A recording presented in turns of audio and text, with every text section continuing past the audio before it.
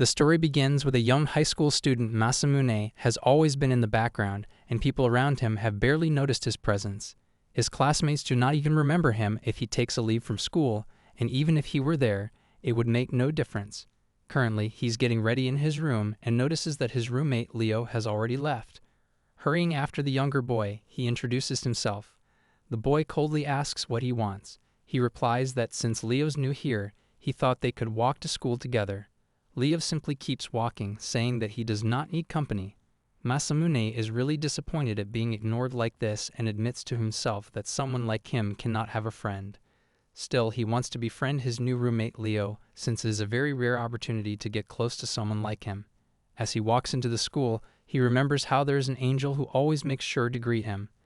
It is the girl Jumonji Ayane from his class, who is also the class president and is very famous among other students. He stands there, feeling overwhelmed by her charming smile, as Jumonji says that he might be finding it difficult to get along with his new roommate because of their cultural differences, and that he can approach her if he needs any kind of help. Masamune silently thanks her, thinking about how she is really adorable. In his attempt to quickly chase after his new roommate, his foot slips, and to his surprise, he starts falling down the stairs. Before he can hit the ground, someone catches him in their arms. When he opens his eyes, he finds Leo staring at him and asking if he has no strength to stand by himself. In the next moment, Leo easily picks him up in his arms, asking if he got hurt anywhere. Without giving him a chance to reply, Leo announced that they need to go to the infirmary quickly. Masamune cannot help but notice how Leo is really strong and has a very pleasant body smell. Just then, he remembers how he is being carried like a princess and quickly declares that he is doing well. When Leo puts him on the ground again, Masamune gives him the key and finally receives a greeting from his new roommate. At the top of the stairs, Jumonji meets him, saying how Leo is really cool for helping him like that. Later, when Masamune is going back to his room, he keeps thinking about how anyone would like someone as helpful as Leo. Just as he opens the door to his room, he is shocked to find Leo in the middle of changing clothes. The thing that troubles him the most is realizing that Leo is actually a girl. Before he can say anything, Leo pushes him onto the ground, threatening him to stay quiet and not disturb her mission. Even with a weapon to his throat, Masamune is more surprised to discover that Leo is actually a girl. Still, Leo again threatens him, saying that he will face consequences if he reveals her true identity. Masamune realizes that he has no other choice, so when Leo asks again if he will stay quiet, he simply agrees. What surprises him more is how Leo is sitting on top of him, and he can clearly see her body, making him feel really nervous. He quickly apologizes to her for barging through the door like that, but while talking, he accidentally pulls down her shirt and screams in shock. Leo quickly warns him not to shout, but it is already too late as the students start knocking on their door, worried about what happened. They do not even get a chance to respond before the boys open the door themselves. Taking quick action, Masamune pushes Leo onto the ground, covering her body with the quilt while telling the boys that he was just shocked to see her sleeping on the floor like that. The boys seem to believe his excuse and are only surprised that she has fallen asleep so early. Soon they leave, discussing Masamune and his roommate. Once they are alone, Masamune looks toward Leo and realizes that he is once again touching her inappropriately. He quickly pulls away as Leo slowly sits up and asks why he cooperated with her. Masamune replies that if anybody heard about her true identity, it would cause a lot of trouble. Leo is surprised that he is helping her even though she threatened him, and that he could have easily escaped if he had told the boys about her threats. To her surprise, Masamune smiles brightly, saying that she looks like a good person. Leo tells him not to say such things to someone who has just threatened him, but since he has helped her, she is really grateful. Seeing her smile like that, Masamune's heart skips a beat. His nervousness is quickly replaced by shock when Leo starts undressing in front of him without any hesitation. He is really baffled to see her like that, while Leo casually says that she was already changing clothes when he came in. When Masamune suggests that she should cover herself, Leo casually says it is not a big deal since he already knows her true identity. Masamune cannot make her understand, while Leo even dismisses the idea when he asks if she doesn't feel shy. Leo explains that he does not need to treat her as a girl because she was raised as a boy in the organization. At his surprised reaction, Leo explains that she is an intelligence operative from an organization and is here on a mission to act as a spy in this school. Masamune finally understands why she was so active earlier, as Leo further explains that she has been training since her childhood. At this point, Masamune is more curious about the sash she is wearing around her body. Leo tells him that she likes to wear it because it makes her look like a shinobi. Changing the topic, she asks to borrow some clothes from him. He quickly starts looking through his belongings, worried about finding an appropriate outfit that he can lend to a girl. He finally finds a shirt, but feels certain that Leo is not going to like it. To his surprise, Leo actually seems to love the shirt and even calls him a one-man dragon. She says how he is like a true man and even asks if he is in a relationship. Masamune feels a little nervous at their closeness, while Leo keeps saying how it is surprising that she has met a descendant from that bloodline. In his attempt to get away from her, Masamune accidentally crashes into Leo's belongings, causing a lot of comic books to fall onto the ground. He is surprised to see that she reads these books and asks if they inspired her earlier actions. It is the first time he has seen Leo feeling so embarrassed, and he quickly assures her that it is not a big deal since he also likes comic books. Still, Leo explains that she only reads these books because she had to move to Japan for this mission. Masamune does not point out that she seems to genuinely enjoy them. Leo quickly changes the topic, saying that she needed to observe him at school because they were going to be roommates. The news surprises Masamune a little, and he nervously says that she must not have found anything interesting about him. When Leo simply agrees with him, he feels disappointed, though it is not surprising. To his surprise, Leo adds that it was actually very useful observing him, because if not many people notice him, it means that he never makes anyone uncomfortable. This is the first time Masamune has heard someone praise his qualities. When Leo raises her hand for a handshake, asking him to cooperate and become her partner in this mission, Masamune is not sure if she will be okay with someone like him. Leo is a little annoyed by his words and tells him that she is only saying this because it was him. This is the first time Masamune has been treated like a normal human being. When he finally agrees to help her in the mission, Leo says that they should go to sleep now. For the first time, Masamune actually realizes that he is going to share a room with a girl. Once again, Leo moves closer to him, saying that she wants to learn something from him. Just as he is thinking about how to treat her like a normal roommate, Leo gently strokes her chest, asking him to teach her about romance. Masamune is really baffled when Leo asks to learn about naughty things, saying that she has no experience in this department. Since Leo is a girl disguised as a boy, Masamune is sure that this is something called honey trapping and that she needs some practice. He figures that if she has no experience in this area, it must be a challenge for her to approach a man. He suddenly realizes that he might be the first person she has been with in this way. Nervously, he admits that he also has no experience, but Leo does not seem bothered by it as she simply asks him to tell her naughty stories. After seeing his confused reaction, Leo explains that in Japan, when boys want to get close to someone, they share naughty stories with them all night long. She is happy to see this in real life and is already excited about learning new things. Masamune slowly climbs onto her bed, but she asks if they need to have a pillow fight first. When he denies it, she pulls him into the bed and asks him to share his life experiences. Masamune is really embarrassed to hear that since he is a virgin. He just sits there, feeling extremely nervous as Leo asks an awkward question. When he takes a peek at her face, he starts to think about something as Leo asks if the classic is better and asks his opinion. After talking for a while, Leo falls asleep, holding onto his hand. Masamune is just nervous to see her like that and lies there still unable to sleep. Still, he cannot bear to lie in that bed. The next morning, Masamune wakes to Leo standing over him, asking why he's on the floor. He explains that he couldn't sleep the night before. When she questions whether the floor was any better, he doesn't answer. His attention is elsewhere, focused on her. Noticing his distracted gaze, Leo changes the subject, mentioning she needs help tying the sash around her body. Masamune steps in to assist. She mentions that her mission begins today, improving the school's environment in preparation for a VIP exchange student who will arrive later. When Masamune looks surprised, she clarifies that she's only a stand-in for the real guest. Hearing that it's another girl catches him off guard. Leo continues, explaining that this young lady is kind and that serving her is her life's purpose. As she slips on her blazer, her tone sharpens. Protecting public morals, she says, is essential for her lady's safety. For that, they must get rid of all kinds of rubbish. Masamune agrees to help her. After reaching the school, they head directly behind the building to the hangout spot of the thugs. Leo instantly provokes them by telling them to get away from there. Masamune is shocked by her bold words, and the guys also have the same reaction. One of them, their leader, approaches Leo, asking if she must be the exchange student because the guys keep talking about how handsome she is. Still, he does not believe that someone as short as Leo would try to start a fight. Masamune grows concerned about the situation, since a girl would have to fight against these people. Quickly taking action, he steps in front of Leo, apologizing to the thugs on her behalf, but the leader instantly pushes him away. Seeing Masamune hurt by the shove seems to anger Leo.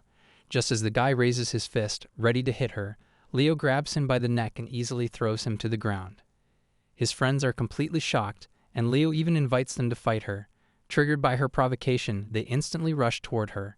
Masamune can only stand in shock as Leo easily beats every one of them, not giving them a chance to land even a single hit.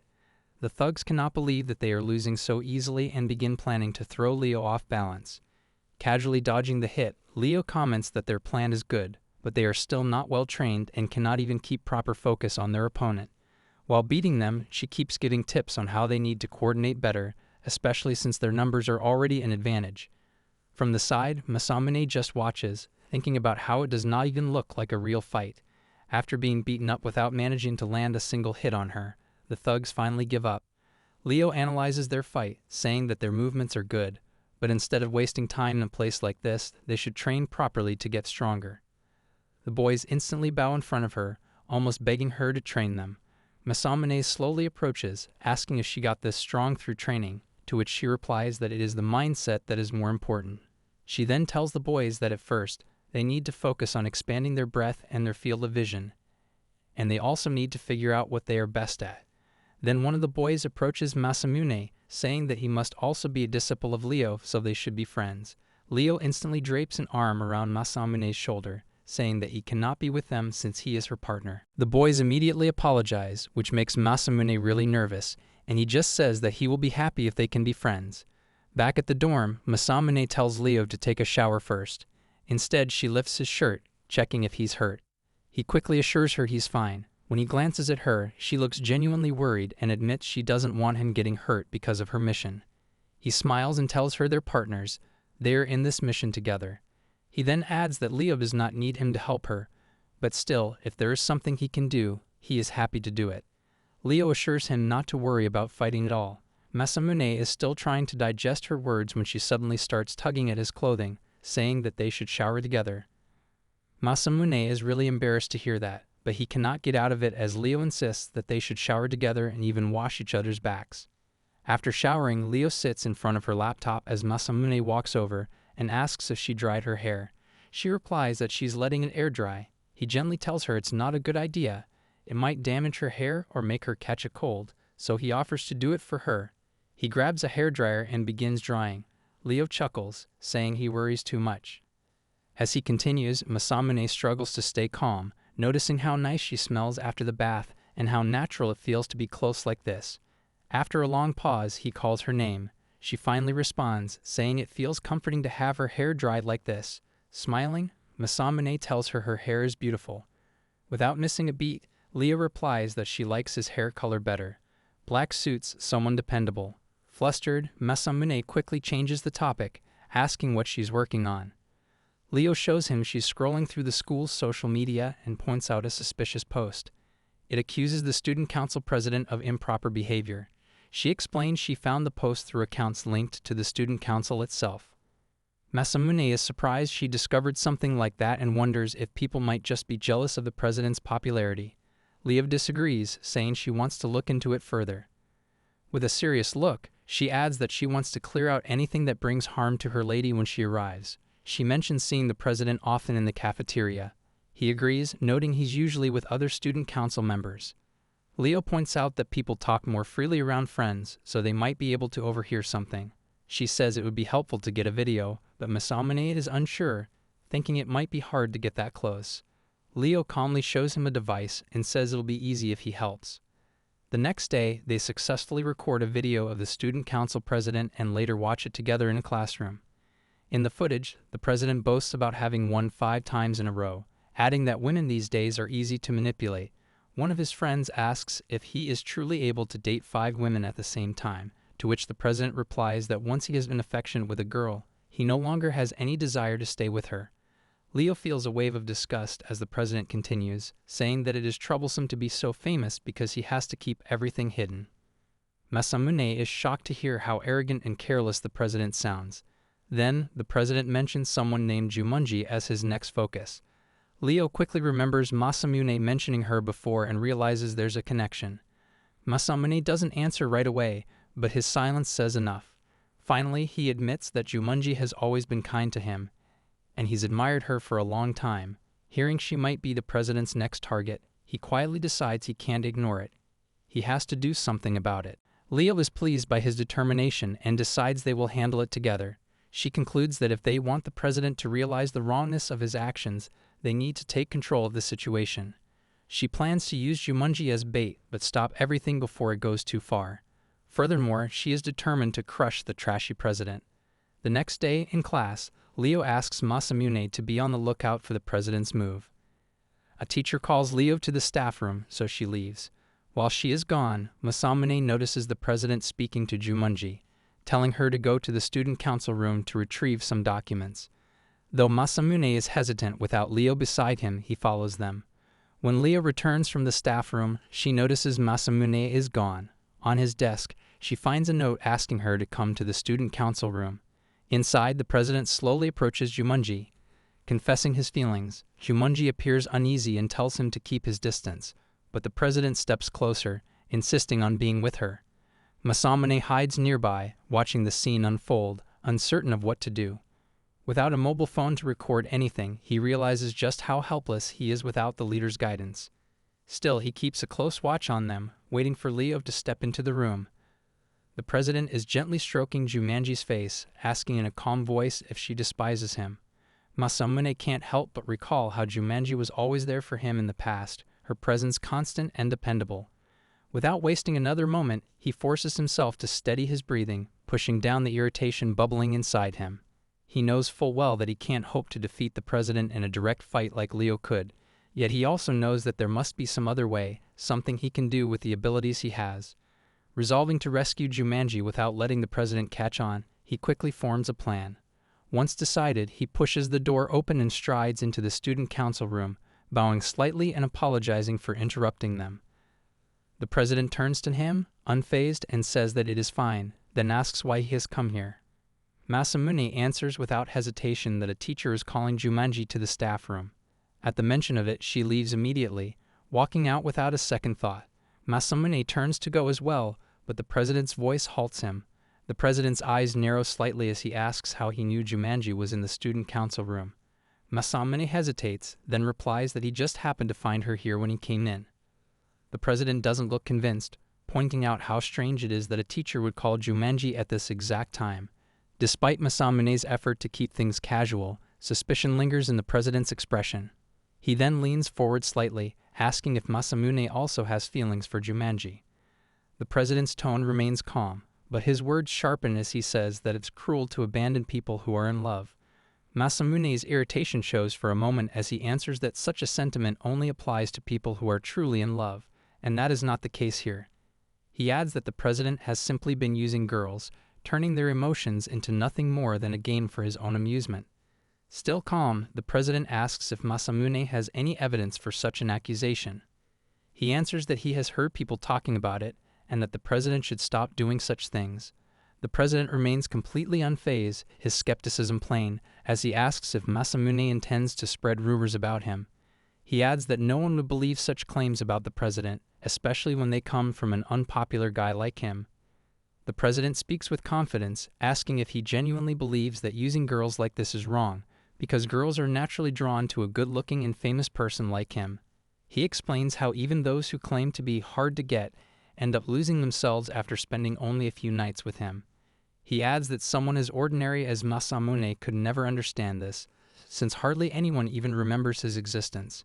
Masamune finally responds, admitting that it's true.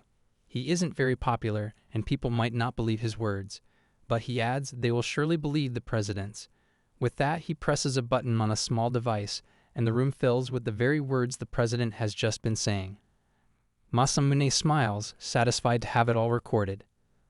The president's calm demeanor instantly shatters. He lunges at Masamune, trying to snatch the device from his hands, but before he can succeed, Leo bursts in through the window, praising her partner for his efforts. She holds up her own phone, revealing that she, too, recorded everything. She warns the president that if he wants his actions to remain hidden, he had better stop behaving this way. The president agrees without argument, and Masamune finally exhales in relief, thanking Leo for her help. When they step out of the council room, they find Jumanji returning. She says that no teacher had actually called her to the staff room. With a faint smile, she asks if Masamune didn't recognize her. As he scrambles to explain, she suddenly laughs, admitting that she knew he was just trying to help her. She walks away, and Leo immediately starts teasing Masamune about how he managed to protect the girl he clearly has a crush on. After completing her first mission, Leo quickly became quite popular in the school. The thugs kept following her around, while the student council president also appeared to be getting close to her. In reality, however, he is only concerned about the video she still has in her possession. Everyone kept talking about how great Leo was, and Masamune found himself agreeing. He had noticed firsthand how sharp Leo's reflexes were. While they were playing on the basketball court, Leo quickly pulled him out of the way before the ball could hit his face, kicking it away with her leg in the process.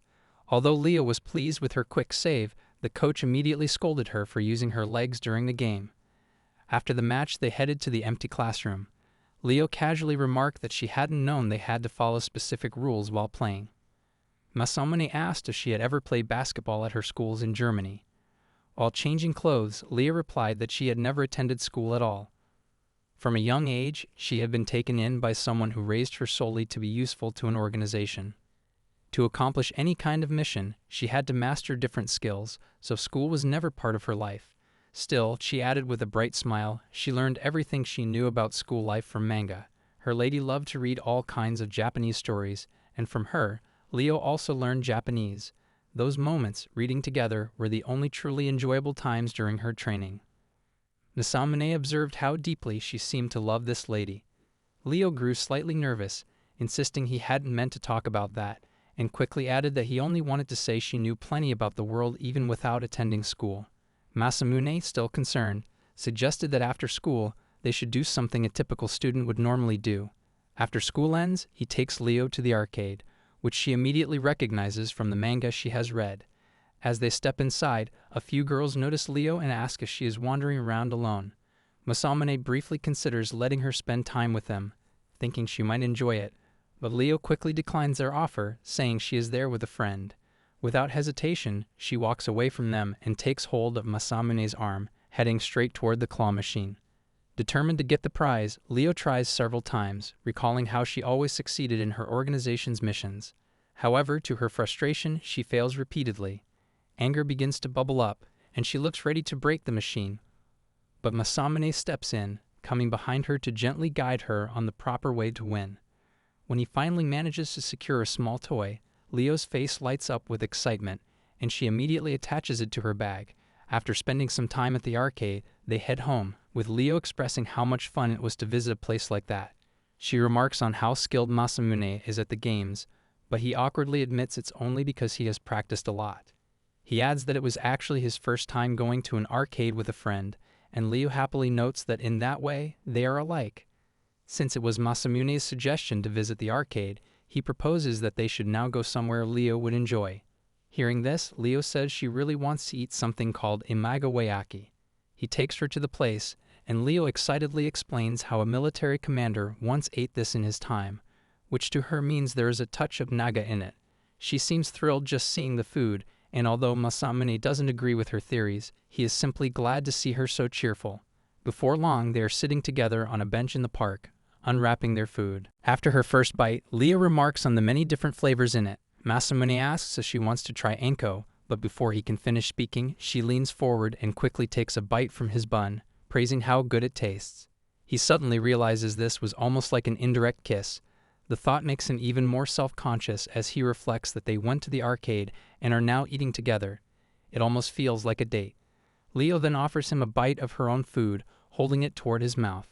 As he leans forward to take a bite, some of it falls onto his thumb, and without hesitation, Leo leans in and licks it clean.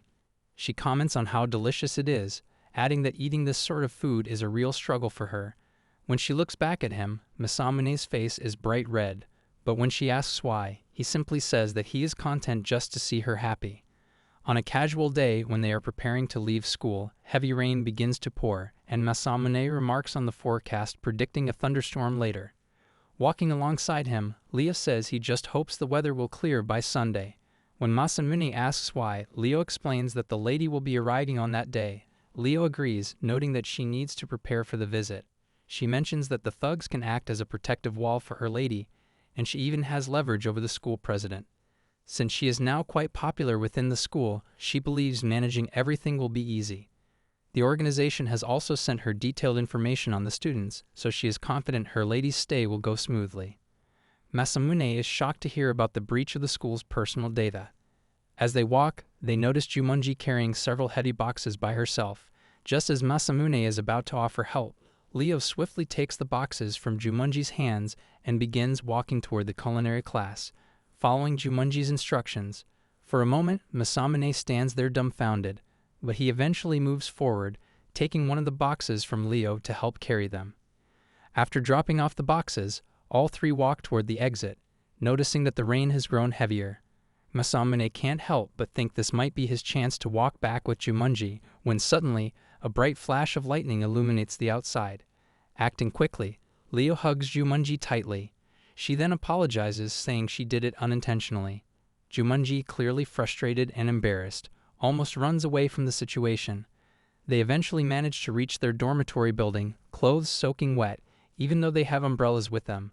Masamune remarks that they need to change quickly, or else they might get sick. It takes him a moment to notice that Leo's mood seems unusually somber. For a second, he assumes it's because of what happened earlier, even though he himself isn't happy about it, fearing that Jumonji might develop some feelings. As he opens the door to their room, a sudden bright flash of lightning illuminates the space, and Leo immediately hugs him tightly from behind. Turning to look at her, he slowly asks if she's somehow afraid of the lightning. He's taken aback to see tears in her eyes as she admits that she is, in fact, scared of it. Acting quickly, Masamune suggests she take a shower first and change into more comfortable clothes, but Leo refuses to be left alone. He isn't willing to go into the shower with her, so he compromises by deciding they should just change their clothes instead. Soon, the two of them are sitting together on his bed, wrapped in a blanket, while Masamune silently prays for the weather to clear soon. He can't help but notice how thin Leo is and how her soft body is pressed against him at that moment. When Leo clings to his neck tightly, looking genuinely frightened, she comments on how his heartbeat has quickened and asks if he's also feeling scared. Rather than revealing the real reason, Masamune simply admits that he too is afraid of the lightning. Leo is relieved to hear that they are the same in this way and even feels comforted by his heartbeat. Slowly, she begins to tell him that when she was young, there had been the same kind of lightning storm on the day she was abandoned. Even though her memories of her parents are hazy, she can still recall how violent her father was. He had been the one to abandon her in a foreign place. At the time, she thought she was going to die in the cold, rainy weather, but there had been someone who rescued her. It was her lady the one who saved her from dying, and now she wants to repay her in any way she can. Despite being strong, she cannot help but feel afraid in this kind of weather because it always reminds her of that unfortunate day. She knows that if she is not useful to her lady, she would have no place to be. Hearing her story, Masamune hugs her tightly and tells her that she is very strong and possesses many other amazing qualities. He adds that she has even chosen someone like him to be her partner, so to him, she is a very special person. He assures her that he will always be by her side if she feels scared like this, and with a light-hearted tone, he adds that he would be happy to earn a place in her heart. Masamune admits that he is not a very reliable person, but he will try his best to become a good partner for her. Leo finally begins to smile as she tells him that she feels safe when he is with her. When the lightning at last comes to an end, she steps away from him, but refuses to repeat those words, no matter how much he insists. Elsewhere, a woman is watching them on a screen. Her expression turns furious as she sees Leo growing closer to someone else. In a sudden burst of anger, she stabs the screen with her knife. She is already preparing to meet Leo's new partner. On Sunday, Leo is dressed in her professional clothes as they arrive at the station to pick up her lady. Masamune feels a little skeptical about all the preparation, but Leo insists that she must ensure her lady reaches the dorm safely. Just then, a car arrives and a young, beautiful girl steps out. She greets both Leo and Masamune before introducing herself as Mina. she formally presents her private intelligence agency, explaining that they handle all kinds of internal investigations and company matters. Masamune grows slightly nervous in her presence and greets her politely. Mina responds by saying that she already knows everything about him. She explains that Leo has given her a report on him, including the fact that they are roommates. Mina remarks that they must be good friends and adds that it is fine as long as Leo is happy, though her smile carries an odd undertone. Masamune can't help but notice something strange in her expression, but he dismisses it as his imagination. Leo then suggests they head back to the dorm, but Mina ignores her, instead telling Leo to call her Oni-chan. Wearing that same peculiar smile, Mina explains that in the school, they are posing as siblings, so it would raise suspicion if Leo kept addressing her as my lady. Leo agrees to call her Oni while in school, but Mina insists she start practicing immediately. When Leo finally says it, Mina permits her to call her Ni-san, and then abruptly changes the plan. Instead of going straight to the dorm, she says she wants to go shopping. Without giving anyone else the chance to speak, she practically pushes Leo into the car so they can go to the mall first. Once they reach the mall, Mina announces that she will shop for Leo first. Leo protests, saying she doesn't need anything since she already has her work clothes on, but Mina dismisses her, insisting it would be better for her to wear civilian clothes so she can blend more easily into a crowd. She adds that she personally wants to choose the clothes for Leo, then almost drags her into a shop. Masamune stays outside, watching them go in and thinking how the two of them give off strong sibling energy. It's as if Mina is an overly worried older sister, while Leo plays the reluctant youngest brother. After selecting a dress, Mina confidently says it looks perfect on Leo, but Leo feels awkward in the frilly outfit. When Masamune sees her in it, he is left momentarily stunned. Unfazed, Mina keeps pulling Leo into other shops, making her try all kinds of girly clothes, even encouraging her not to be shy as she takes photos. After several outfits, Leo tries to ask for Masamune's help, but Mina teasingly remarks that he's unlucky if he can't come closer to take a good look at her. Rather than join them, Masamune chooses to keep waiting outside while the girls continue shopping. Leo worries someone from school might see her, but Mina assures her this is why they came so far from campus, so they could have fun freely. When Masamune notices Leo walking uncomfortably, Mina spots it too and offers her hand to help her along. Before she can take Mina's hand, she trips over her own feet, colliding into Masamune. Concerned that she might be hurt, he asks if she's alright, but Leo assures him she's fine and asks to borrow his arm for a while. Masamune agrees, though he can't help noticing Mina watching him with a strange expression. Without saying more, Mina walks ahead, mentioning she needs to check another shop. Leo remarks that the lady seems very easygoing, and Masamune agrees, though skepticism lingers in his voice. Turning toward her, he comments that the dress suits her. Leo dismisses the compliment, claiming only a sweet or petite could look cute in something like that, but Masamune insists she looks good. Before she can respond, Leo notices a suspicious figure approaching Mina. Without hesitation, she rushes forward to protect her. She then grabs Mina's hand, pulling her into a nearby room to keep her safe. Masamune remains momentarily frozen, startled by the sudden attack, before realizing the strangers are troublemakers. He decides not to get in the way of Leo's fight, but still follows them into the room. Inside, he sees Leo skillfully knocking down several men. Pride flickers in his expression, right up until he notices one of the attackers pulling out a knife. He quickly shouts a warning, and Leo responds by drawing a weapon and firing. For a moment, Masamune is stunned by the apparent killing, but Mina calmly assures him the gun is just a high-powered toy that delivers a painful blow. Then, without warning, Mina begins clapping, her voice commanding as she tells everyone to step back. She then apologizes, explaining that it wasn't her original plan, but she needed to assure her father that Leo can protect her. Leo finally realizes this was a test. Mina goes on to say she's curious about some of the circumstances they'll face at school. Leo calmly explains that their boss is really worried about his daughter. Masamune, still puzzled, asks why they need Leo to pretend to be a boy, since it would be much easier for her to protect Mina if they stayed in the same dorm. Leo replies that living with Mina would make it harder for her to blend in. The dorm warden has already assured them the girls' dorms are well protected. Besides, Leo has more important duties, and for that, she needs to disguise herself as a boy. She's been given strict orders not to let anyone get too close to Mina. Hearing this, Mina comments that her father is overreacting, but Leo insists she must be seen as someone strong.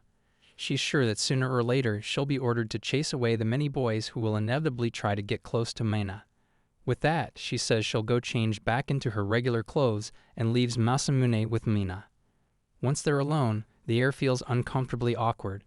Masamune breaks the silence by asking Mina why she decided to come here. Instead of answering, she tilts her head and asks him what he thinks of Leo. He is taken aback by the sudden question, feeling the need to clarify that he views Leo only as a good partner. Mina's inquiry shifts to whether he believes Leo's common sense is lacking, and after a moment's hesitation, he agrees with her assessment.